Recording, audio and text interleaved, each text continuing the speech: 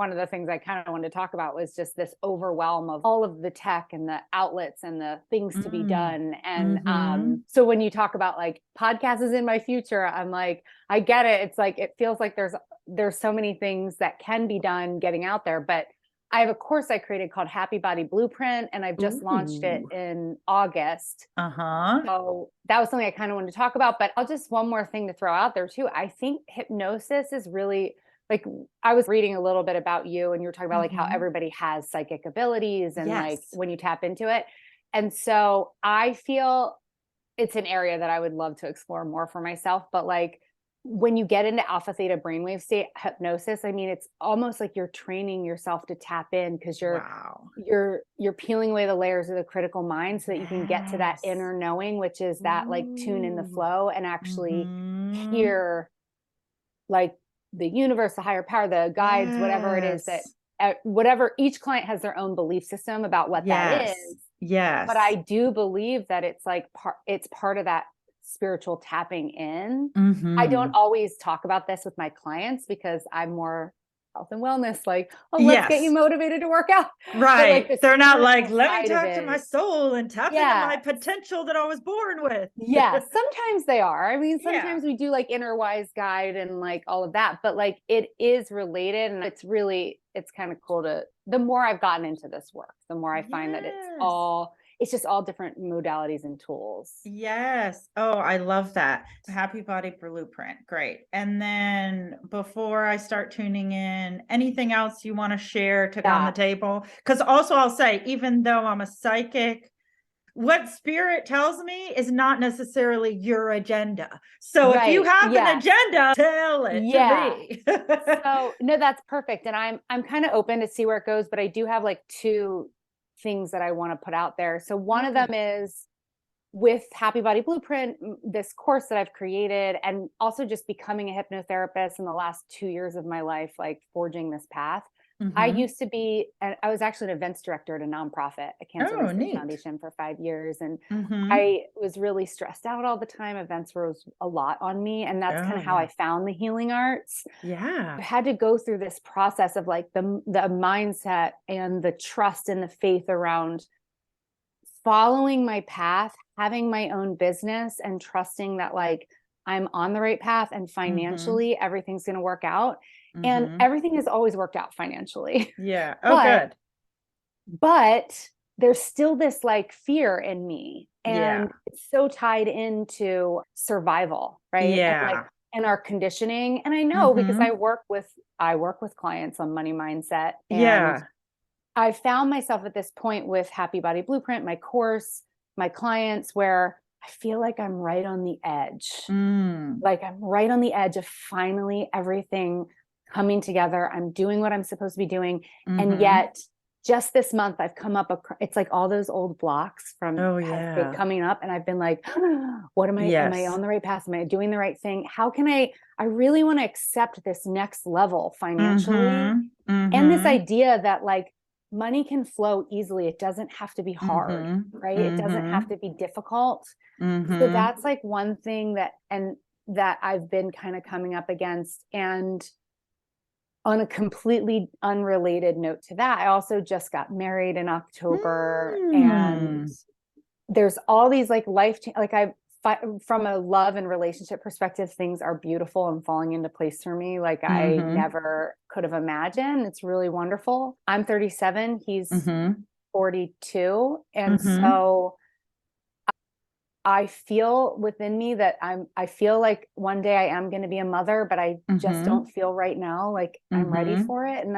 But it worries me because I'm like at 37, if I'm not ready for it, does that just mean that I'm ignoring the fact that maybe it's not for me? So there's a lot of questions around whether or not I'm supposed to be a mom. And also something that plays into this is I have many nieces and nephews that I love. My brother and sister, my sister had 6 children. My brother has 4, but my sister, actually, we lost my nephew at 2.5. Suddenly passed away, didn't wake up from a nap. It was the beginning of 2020. And it was like I mean, it really sent me down this path of stepping into my power of like what I really want to be doing, because I turned to hypnotherapy to get through that period of my life. I was having a lot of anxiety and, just was scary. He didn't wake up from a nap. Right. And it's one thing if like a 60-year-old does that or an 80-year-old, but when a 2-year-old, it's almost like, oh, really? Like anyone can just die just like that? All of a sudden the world felt and this was January 2nd, 2020. Oh my gosh. And then grieving during the pandemic. Wow. I'm getting so many goosebumps. And I felt like through that process, I really started getting very, very tapped in and spiritual. Like something happened to me at that time, but also my nervous system went haywire. Like my body started changing. And that's what actually inspired me to create Happy Body Blueprint, because all of a sudden my body was reacting to the grief. Like I had pains in my body and things that never bothered me before were suddenly an issue, like joint pain at 30, 35. It was crazy. So I've healed that. And my sister has since had twins. And now there's 5, and it's been very healing. And she has 3 girls and then the twins after Beckett. So we've all been really we've all come really deep into our faith through it, but it's very scary. And it comes up for me that like, if I ever have a child, like trusting that, and also like spiritually, I'm wondering, sometimes I feel like Beckett's around and I know my sister feels like he's around. And good. Around that. I feel that too already. And I'm glad that you said that she feels that way, because I feel, and I'll tune in more, like I'm just getting the first little hints, but it's like, I do feel that he's around her, he's around you. And he doesn't feel grief about what happened, like for him. And I mean, you've already said a little bit, but his role in the family was this catalyst thing of like, and yes, it was grief and an explosion of surprise, but his soul knew like, okay, this is going to happen and it will lead to this. And so, I mean, every time we talk about it, I often get goosebumps during calls or sessions, but like the goosebumps are so pronounced, it's almost like poking my shirt up. Like it feels so potent. How do I put it exactly? The faith that he had in like, that was the right choice for him. And like lovingly knowing that, it was going to cause a lot of pain, but it was also going to like break everybody open or out of old patterns or into new things.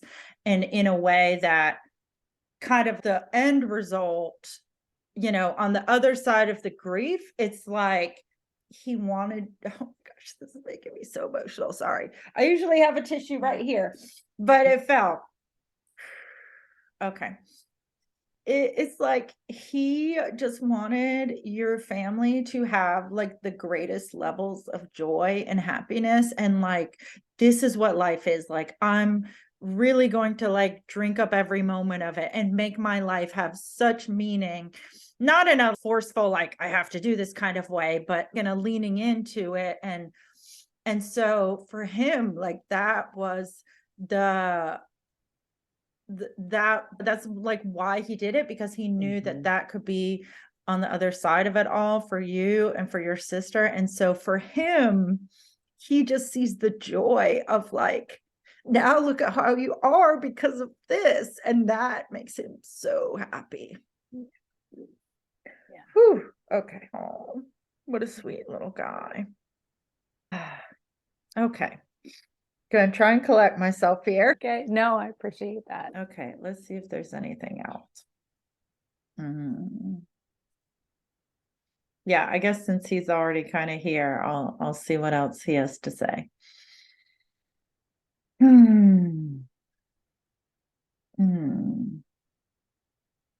He's shown me a few things. I think he'll show me more, but I'm just going to share so far what I'm getting. So a lot of times, when it's what to me feels like a child who's on the other side, who's either coming in or has gone out.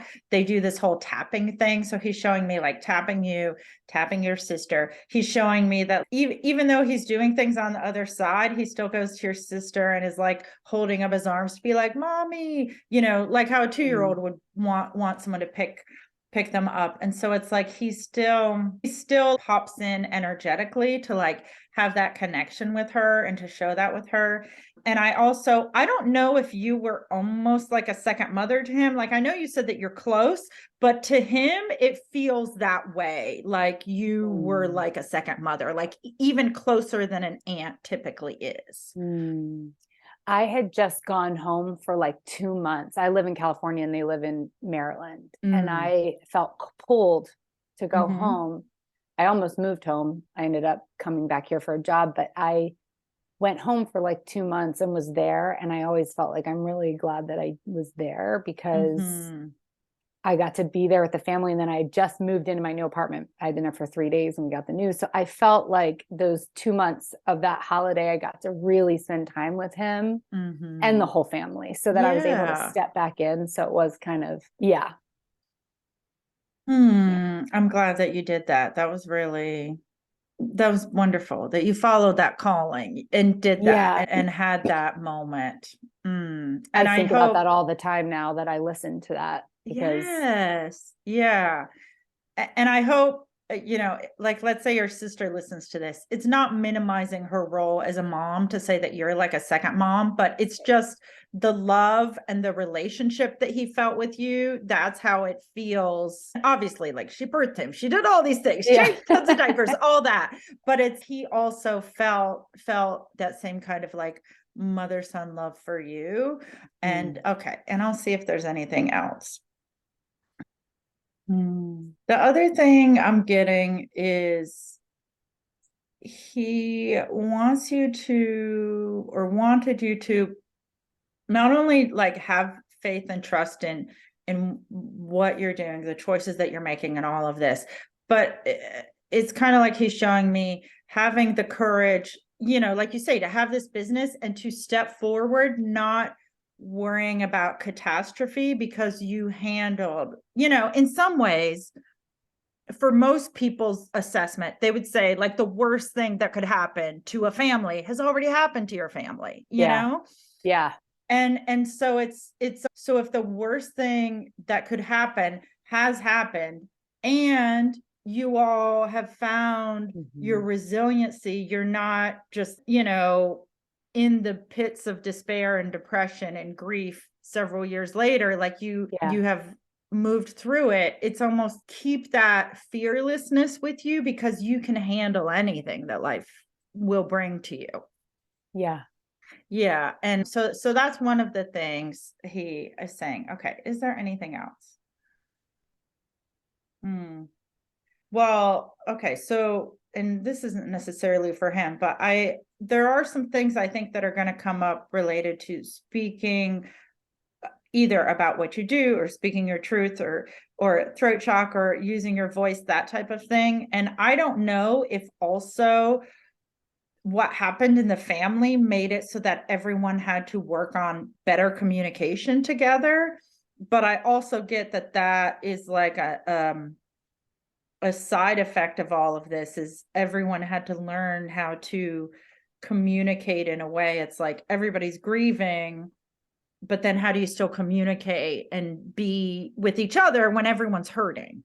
Did your family feel like the communication got better? Or it definitely was. I think that's like, that was probably the hardest part about it. Everyone has their own way of grieving. So, I think for sure. And the way my sister and her husband kind of handled it, where they came together, where it's like, it's, you see how like mom's handling it, you see how dad's handling it. And there's all these judgments that come up around it. So I do feel like that was like a big thing of like processing that and coming together through all that. Yeah. Oh, good. And also I could see how that relates to me very much, just like in my career. Yeah. Cause like my voice has always kind of been I was just thinking about this in a meditation 2 days ago, actually, came to me. This idea of like my voice, like what I have to say being, I don't know how to put this. It's like, this has kind of been I think it's in a lifelong goal for my soul, because when I'm the youngest of 3 kids, and it was always very like, I always found myself trying to talk over everybody. Yeah. To be heard. And I remember a point in my life when I didn't really feel like I wasn't confident in my voice or what I had to say. And then I've gone through these experiences that have kind of really helped me find my voice. And now I think with what I'm doing as a hypnotherapist, what I'm doing with Happy Body Blueprint, getting the word out, getting the messaging out, working with clients and really tapping in, I think there's been a lot coming up around like, am I saying the right thing? Is it, am I like, and there's been a lot of, it's like that old, I thought I'd like mastered this. Yeah. But here it is again, like this, it's like, that's the work, right? It's like coming up in another way. Am I speaking my truth? Am I saying it right? And when I'm working with clients, am I like, say it with confidence and don't worry about whether or not it's right or wrong or and that's been coming up for me actually in my work, I think. So yeah. And I think that's tied to this next level stuff. And as it feels that what you did was good already, and it's like you were fine at that level, but then as you move up to the next level, oh, okay, now there's even more of this speaking out. And it's interesting because I'll see if I can connect these different things here. The role or relationship in your family, it feels that your way of expressing yourself was similar in the event planning, and then it feels like it does come up again here and there. And when I feel the feeling of it, it feels a little bit like constricted, kind of like you said, like, am I saying the right thing? Because I don't know what your experience was exactly with the event planning and the nonprofit, but to me, it feels like there was a lot of making sure everyone else was okay with what you were doing and creating the perfect event. And there's so many details with an event that have to be considered. And so in an interesting way, it feels like it was almost the performance level of like, people pleasing would be one way to put it, of like, yes, this is what I'm doing. I'm getting paid to put on this thing. And the only way everyone's happy is if it's a perfect event, because if you forget something, that's what people remember. Right. And so, yeah. And now what you're doing doesn't have that dynamic, but it's almost like there are parts of you that get, whatever you want to call it, some people say triggered, but it's almost like reignited or activated of when something else happens, then it almost feels like then you return to the state of, okay, but if the event's going to be perfect, how do I do this? And it's okay. So I'm going to look into, that's describing, I'm going to see more of what I can see to like work through this. Perfectionism and like putting this out, I'm putting this course out in the world, like it needs to be perfect and ready. And yeah. And there's something about, I'll look into this more, but when you first talked about the course, I get this feeling of a conga line. And like, when a conga line starts at a party and it's like 1 or 2 people start and then other people add on, and then it's like everybody's moving along. And so who knows, maybe that'll be some of the energy of it. Like a few people are doing it, they're excited. And then other people are like, okay, that looks good. That looks good. Let me get in the conga line. Yeah. That's kind of what it feels like right now. Like, I do feel like that's happening, but I'm like, okay, now I need it to happen. Like, how do I get this moving? I'm so excited to tell you about the newly released Talk to the Trees, written by myself. Talk to the Trees is a short book about connecting to the wisdom of the trees. You can buy it at the places linked below. I would love it if you check it out. share it with a friend, buy it for a friend, and spread the word. Like, Yes, you yes. know? Totally. All right. Let me look into this a little more. And then I'm closing my eyes, but feel free to ask me any questions if you want to make sure that I'm really like honed in on what we're talking about. I've also been doing, like, I'm working in like creating, I have a webinar that trains on like how to use hypnosis to rewire your relationship. And it's a free webinar, and I'm working on marketing for that. And so it's like the messaging around all of that. And then like putting that out in the world and feeling like really good about it and like reaching my people. Yes. I'm struggling with like, how do I reach my people? Because I know they're out there, but I want it to be authentic. Yes. Like, I really want it to be authentic. I don't want to be like another course or another like person marketing through Instagram, making promises. Like, I actually want to find my person who needs my help. And finding that messaging has been really, I've been second guessing that a lot. Yeah. Okay. So the first thing that I'm getting about this is, and I get that this might be out of your comfort level, but there's two things that I'm getting about it. So I'll give you the image, but also the kind of two themes it seems like are frequency and passion. So they're showing me you with a microphone, in a way being like a preacher on a platform who's all like intense about it, like almost more intense than maybe you would be comfortable with. But I get this sense of like, with the microphone, you got to know this because you're not in a happy body right now. Anyway, I'm kind of just extrapolating here from what they're showing me, but it's like, well, I also was a singer in a past life too. So really?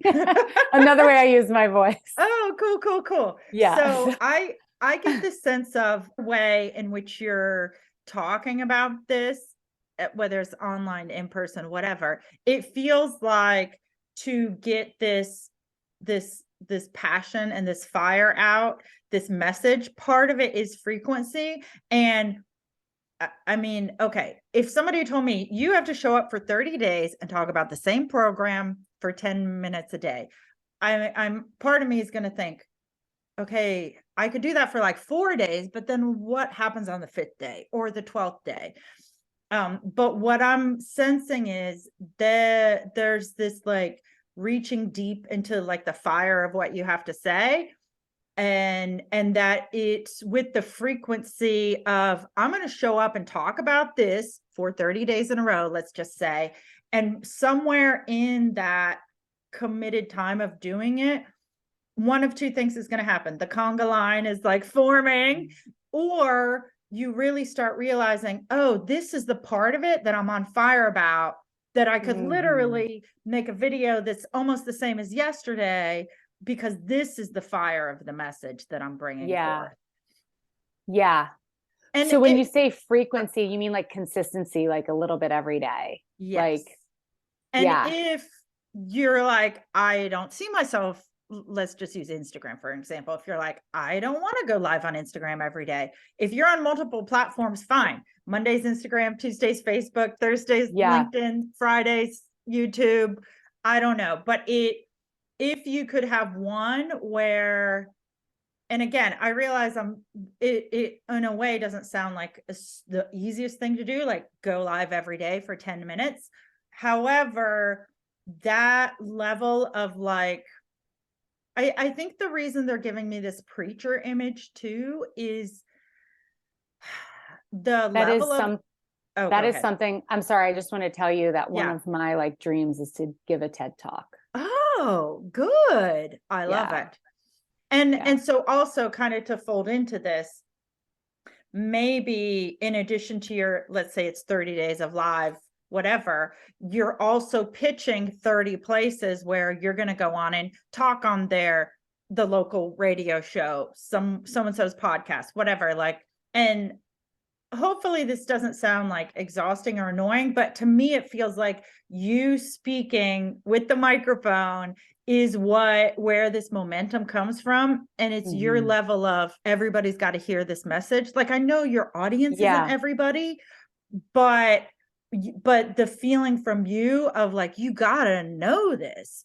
And also, I don't know how much of your own experiences you talk about when you talk about this, but the benefit of going live so many days in a row is maybe one day you tell this type of story and the next day you tell another story, and then that day you're like, kind of didn't like how I shared about that, but I think that's the story I want to tell. So the next day you try it in a different way. Yeah. You know, it's interesting, and it is like reinvigorating, because one thing, so I have my Instagram account, and I actually really enjoyed doing reels on there, and Nice. I felt a lot of momentum around that, and people were responding to it. And I did do that for a little while, and I still have my account, obviously, but I think I found myself, and part of this is because I did just get married in October. There's a lot going on where I got totally burnt out. And so then I just sort of like stopped everything. Yes. Does that make sense? Like, I got burnt out and I was just like, I can't. And I like stepped back, and I just like, and I know that I need to dip my toe back into it and like stay consistent. It doesn't mean, and I've been kind of feeling like, okay, it's time to get back to that. What I haven't tried though is what you're talking about, is going live. I have like once or twice, but like that might be something, a way to, like you said, just get on every day and just speak. Yes. Because that is what I like to do. Yes. And one thing I have been trying to do lately is like reach out to podcasts and stuff. It's just tricky because it's like, it's a bit of a saturated market. So you're like, I'm like coldly reaching out. But like, I also think, like you said, like the Congo line, like these are some of the things I'm already kind of starting to do, but now I just need to go full steam ahead with it. And if you want, I have this one little handout. I'm saying little because it's pretty simple, but it's when I'm going to do something like this, it's 30 days and it's got 30 circles. And because I was also getting the hit of, if part of you is also like, oh, I got to get back in and do 30 days of lives. Well, maybe it's not all 30 lives. Maybe you start with 5 conversations, 1-to-1 with a friend who you're like, hey, I want to call you up and tell you about my thing. You can ask me any questions you want. And you do that for 5 days.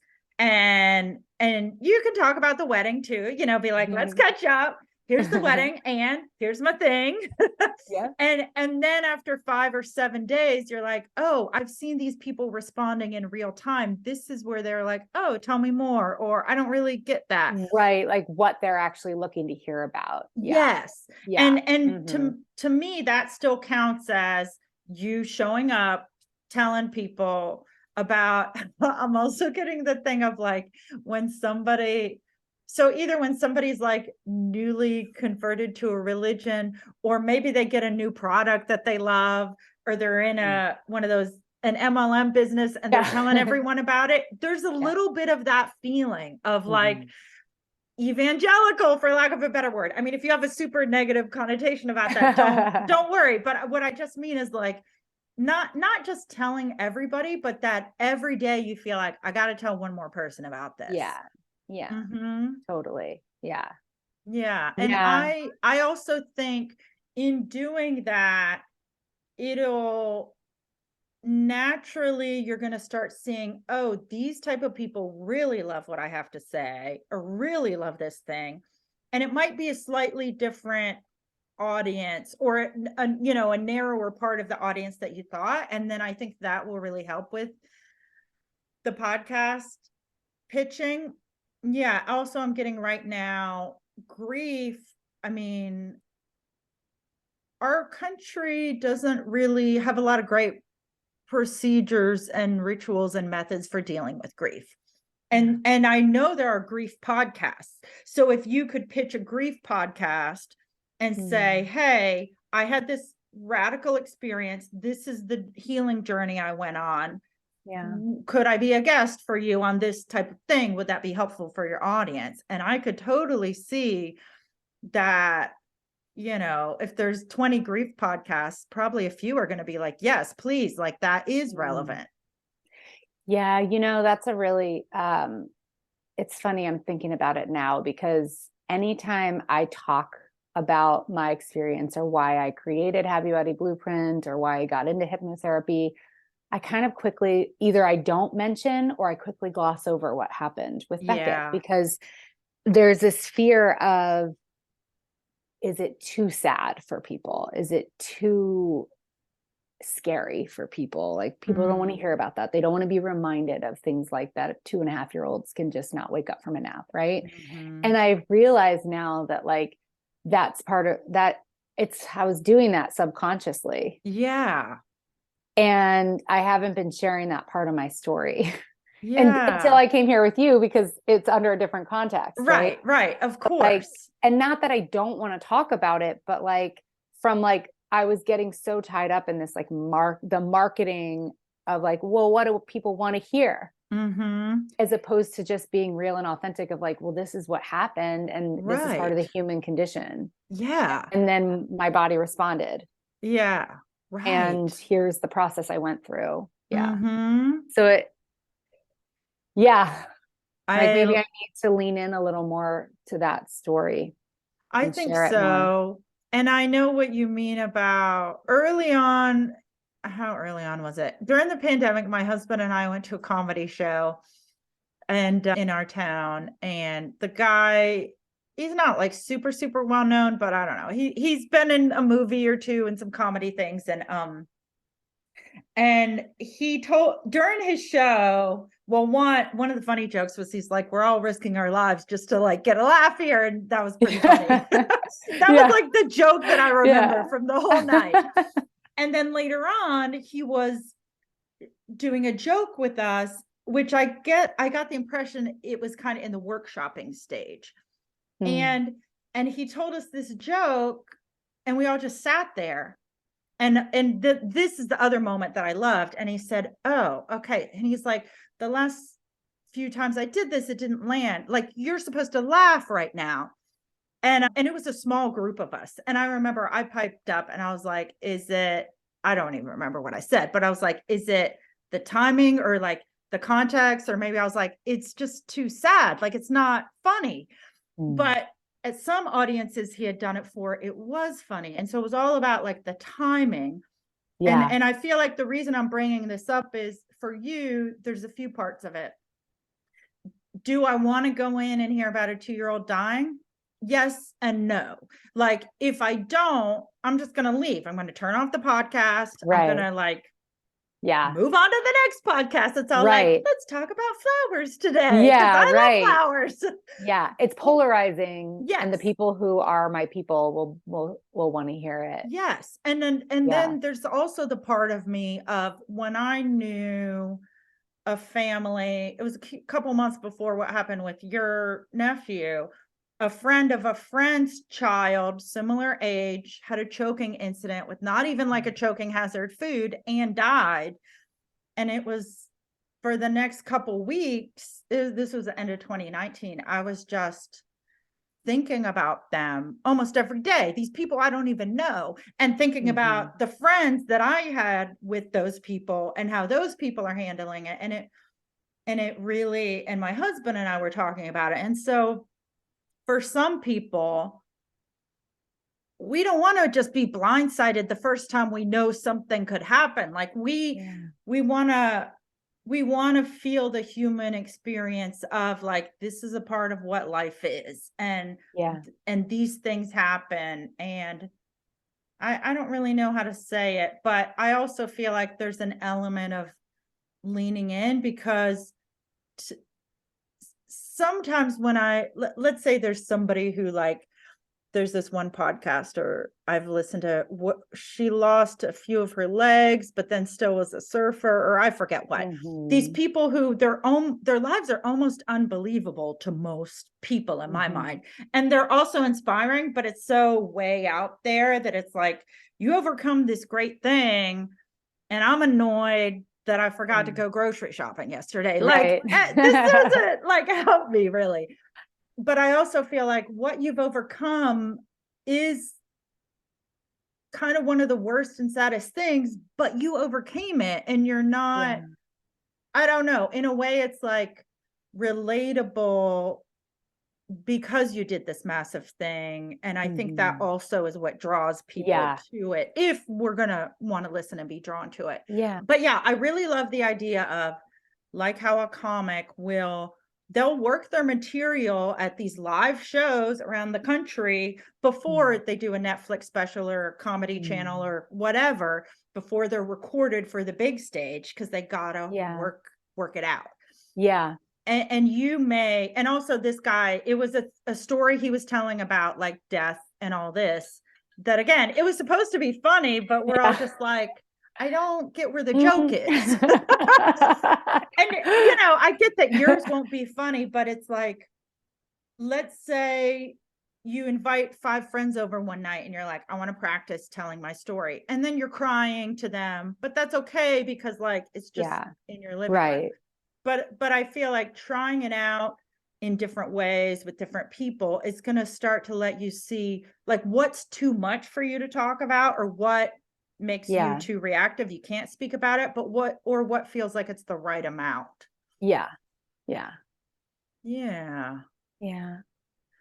And we'll have to go in a minute, but I really do feel this part of your story, and you're speaking about it, it's almost, I mean, I have a few things right now that I'm trying to do a similar thing, not as dramatic, but I'm like, oh, when I don't tell people about this, it's like I'm pretending like a year of my life didn't happen and all this stuff, just because I don't want to talk about the hard stuff. But it's like, it's there within us what happened. And who knows, like, somebody listening might also feel, when you gloss over it, like, is that all there was? Like, I feel like she's not telling me something, you know what I mean? It doesn't, it's part of that being authentic, is like when I say I want to be authentic, like I need to just tell the full story.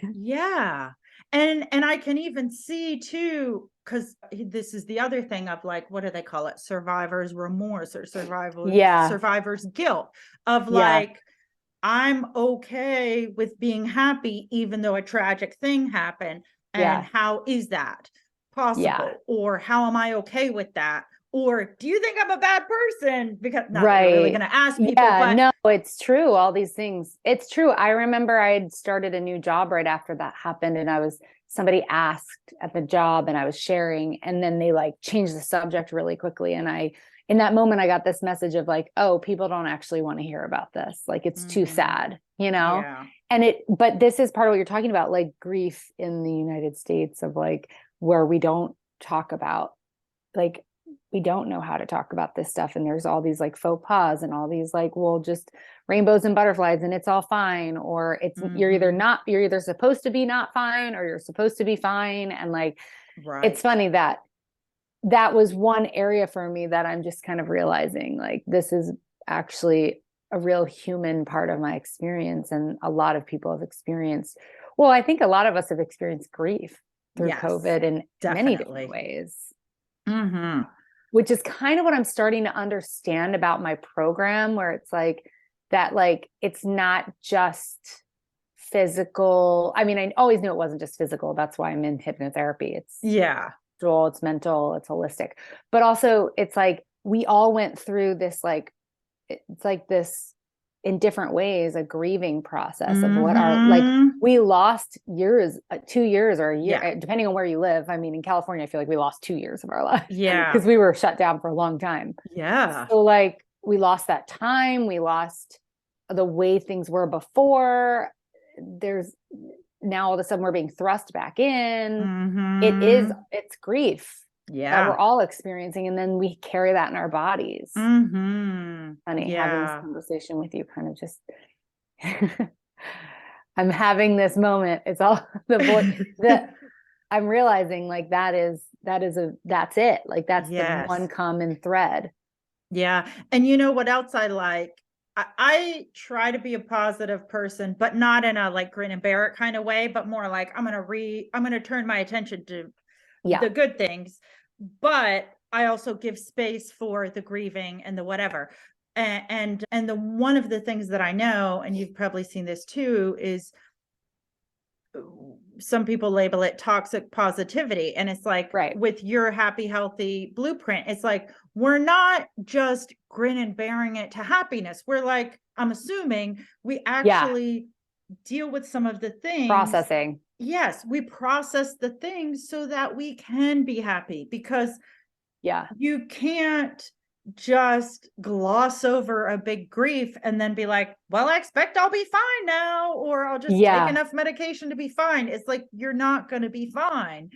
But if you process it, then you can return to a place of happiness, or you can have a new level of being fine.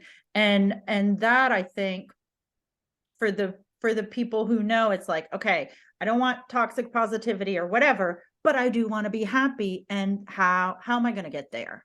Yeah. And also, I will say, the other thing I think about grief is when you, at various different states of grieving, it feels really comforting to, like, I don't listen to any grief podcasts, but I know there are some out there. But I do know that it's like, if I'm reading a book or watching a movie where, like, that's what I want to feel, then it's like it feels comforting to see someone else going through it and know what's happening. It makes it feel less alone. And so I could also see that's some of the benefit too of the people who aren't turning away. They're leaning in because they're like, yeah, I have a grief thing too. Maybe she can help me. Maybe they're like, oh, I still feel like 20% of the time like I'm not myself, or I'm hanging on to it in a weird way. But and maybe some of that is somatic and the body stuff, but they don't know how to work through it yet, or they have no idea you can use hypnotherapy to work with grief.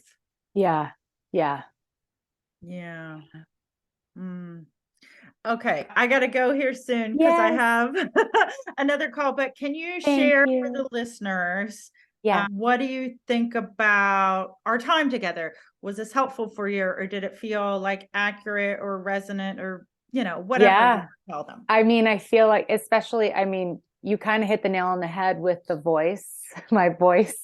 And it's funny, as soon as you said that, I realized, like, this is something that came up for me this week. And I, even just talking through this with you, it's like a little light bulb went off. Oh, yeah. So I mean, this is great, Rachel. Thank you. I really appreciate it. And I appreciate your time today. Oh, you're welcome. Now I'm going to go schedule my 30 days of, feel free to tag me. I'll give you my Instagram. So if you want to tag me and be like, she made me do this. Or you don't even have to say she made me. You can just tag me. I will. Because I want to watch it and share it. And, I know grieving people, and I might be having a grieving day that day. Who knows? But I like that you're also willing to show up and share about this for 30 days or however long it ends up being. Cause I think that'll be really healing for people too. And even if you cry, like, sometimes people cry. Today's the first of the month too. I'm like, do I need to start now? So I can. Well, and I don't know if you notice this too, but holidays and grief, that for people. So my mom died. Well, her birthday is December 11th, and she died in the fall. But it's like the first Christmas that it was like the month that it was her birthday, and then Christmas. It was just like walking through a foggy landscape of I don't know what. And, it got better over time, but I know that the holidays and grief is a thing that it's really hard for those people, if you're deep in the midst of it, to be all happy, cheery with your hot cocoa when the world doesn't make sense to you. That's so true. You're right. This is a time to really like kind of get a message like that out there. Cool. Well, thank you. You'll send me your Instagram, I suppose. Yes, I will. I'll even put it in the chat if you want now. I did this live or was it a video? I forget what, but one of the themes that's been coming up in sessions lately is this whole like speaking of the truth, even when it makes us uncomfortable, but knowing that like that's what the other person out there really needs to hear. And that's like the life raft for them. Yeah. And so I think about that for you too. And I mean, not to just keep on going on and on, but I'm also thinking of if someone is so much in the depth of grieving, but they want to have a life preserver and kind of get a way out, and they connect with you in this time, not only does it help them get out, but I would tell tons of people, I'd tell 10 people if I was like, I was feeling terrible and this really helped me, because somebody might be like, how did you get out of your period of depression or whatever after grief? And they'll be like, well, I did the happy, healthy blueprint, of course. Happy body blueprint. Yeah, happy body blueprint. Sorry, I know I keep on. I didn't write it down correctly. Happy healthy blueprint's another great name. I'm gonna write that down for my next course. Yeah. And one last thing I was gonna say is there's one or two people that I know who I'll connect you to. There is one grief podcast that I do know about. I don't know if you ever consider doing something like a membership or a monthly call that people can be on with you in a group setting. That's part of Happy Body Blueprint. Okay, good. Yeah. So I have we have really monthly calls. Positive with what you're talking about for this. Okay, great. So I'm on the right track there, I guess, is what I'm hearing. Yes, because I get this feeling of, and so kind of along this other thread too of, if you know other people with group programs who do a monthly thing, hey, you want to do a hypno thing? Hey, you want to do a let's deal with grief thing? You could be a guest for them. That also can count in your 30 days. Well, it's funny. I actually have one. I happen to have one scheduled for next week with a cancer support community. So, which is cool. I mean, that's a little different angle, but like for health and all that. So like, but that's only the second one I've done like that. So I'm gonna keep diving into doing more of those. So so I have that scheduled. I love this for you. I'm feeling so good. I feel like I'm right on the edge of it. Yeah. I'm on the edge and now I just need to trust. So and like still refining my voice, which is everything we talked about today, which is really helpful. Yeah, I love it. I love it. Thank you, Rachel. I am a psychic who helps people in business who understands business. And what I can tell you is if there are 5 things or 6 things that you're considering doing in your business and you wish you knew which ones not to do, together we can tune in and eradicate 3 to 5 of those. So you only have 1 or 2 things to focus on. Imagine the massive amount of time and energy and wondering this could save you. If you could just commit to the thing because you know that this is what's totally aligned with you and your business right now and this time, that moves you forward. That gives you so much action to pour into your business. Now, if you listen, there's a playlist. You can look at other sessions that clients have had, and you'll notice time and time again, they get 1 to 2 to 3 specific areas that are green lights for them to work on in their business. Things that they can really focus on that are definitely going to help them. Occasionally, they also get the clarity on don't do these other things. It's not going to work for you. It's not in your best interest right now. And how beautiful is it in this time and world of so many choices, so many options, to already have it narrowed down to these are things to focus on. These are things that are not going to work for you. To have that extra bit of confidence, that stamp of approval saying, this also feels internally aligned. So not only are you thinking it, but this is what I'm reading from your energy field, from spirit, from the infinite field of possibilities that is maximally aligned for your potential. That's what makes life and business so much fun. So I am really looking forward to our first session together. May it be the first of many. Go ahead. There's the booking link below. See you soon.